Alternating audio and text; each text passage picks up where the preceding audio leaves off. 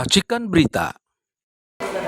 Hari ini saya menghindari betul menonton televisi karena saya menganggap hari ini adalah hari bencana nasional. Makanya saya pakai hitam.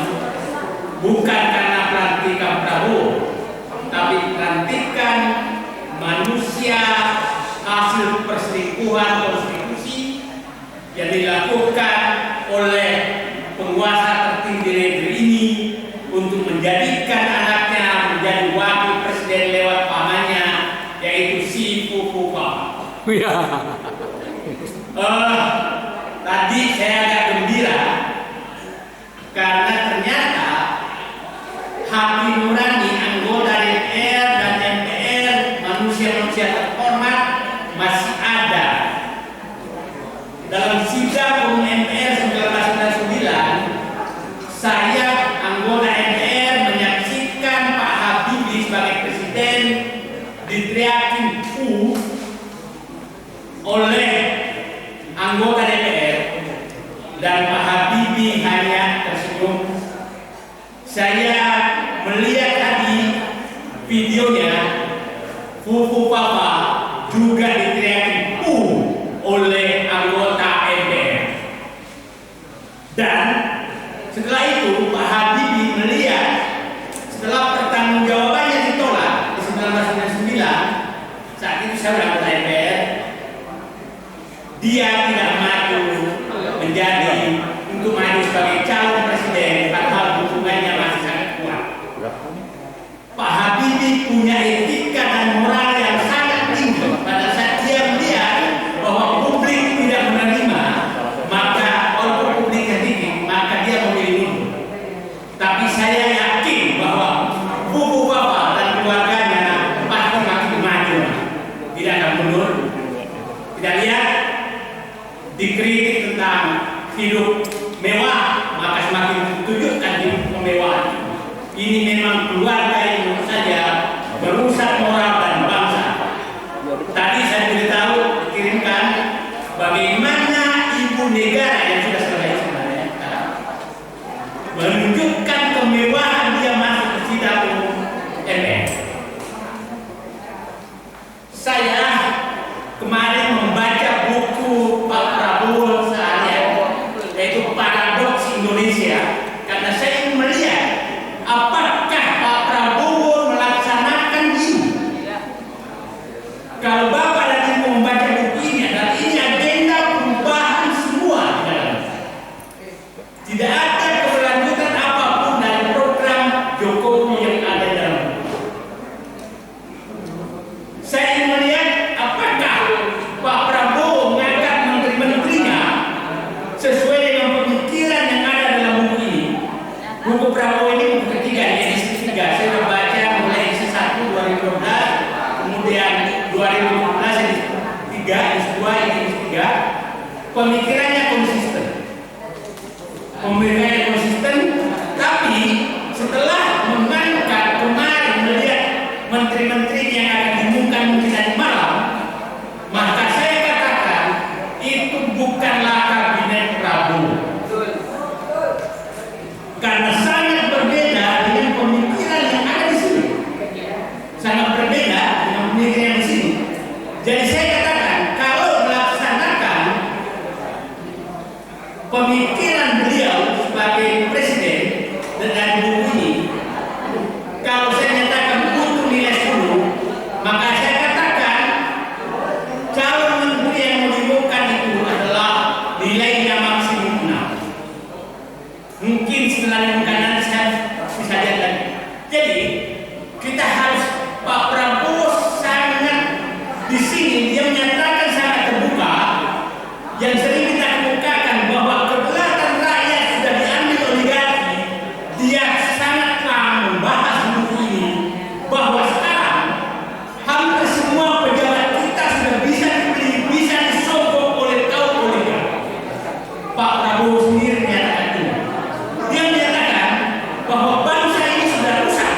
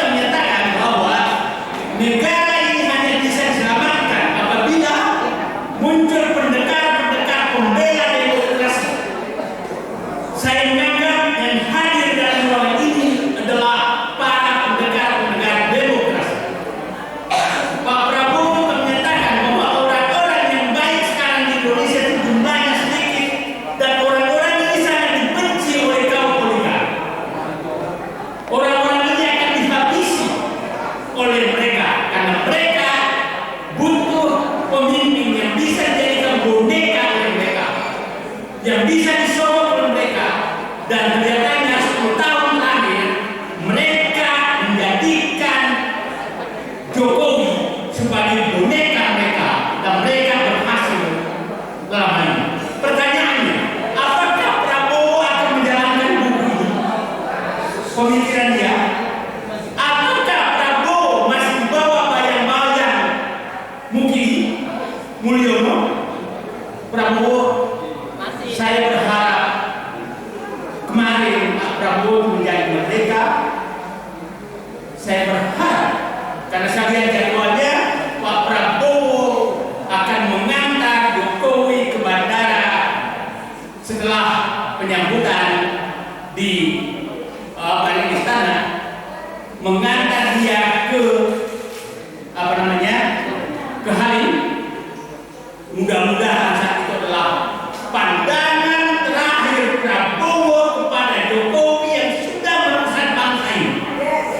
Dan Prabowo harus menyatakan niatnya bahwa melepaskan kau demi keselamatan bangsaku, dan aku menjadi Prabowo yang sebenarnya yang melepaskan kalian.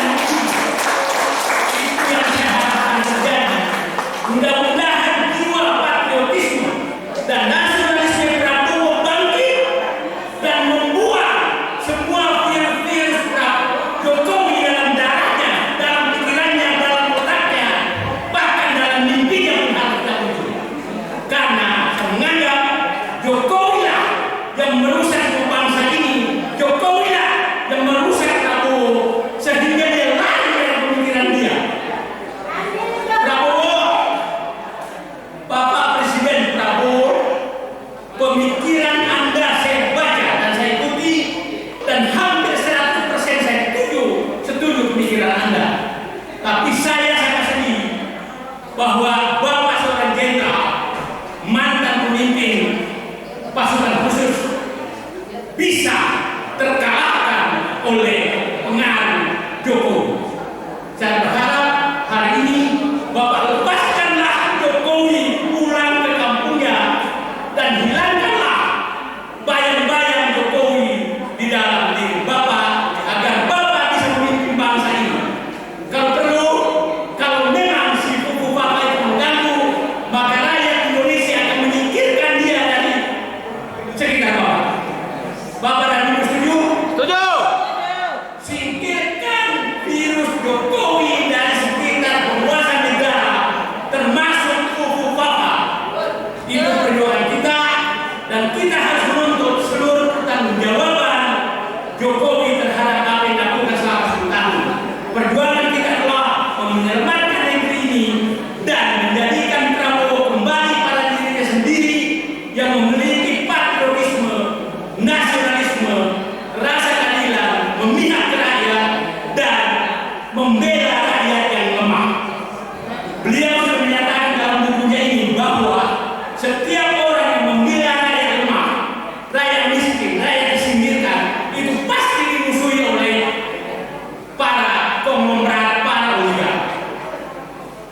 Jadi saya tidak heran, tidak heran kalau oligarki mengejar-ngejar saya, karena memang mereka sedang panen-panen terakhir lewat PSN yang dibuat Jokowi.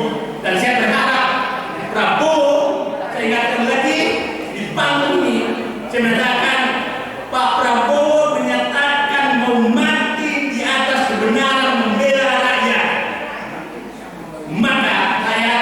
Maka saya nyatakan kalau mau mati membela rakyat, tempat mati yang pertama adalah PSN PIK 2 Rempang dan ibu kota negara. Disinilah yang menunggu langkah Pak Prabowo untuk menyelesaikan bangsa ini.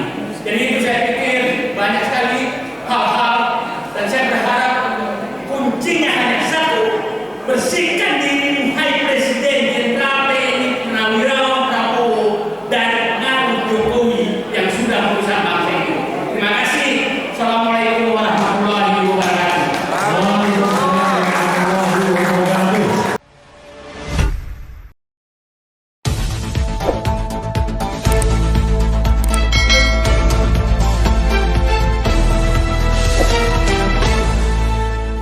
Racikan Berita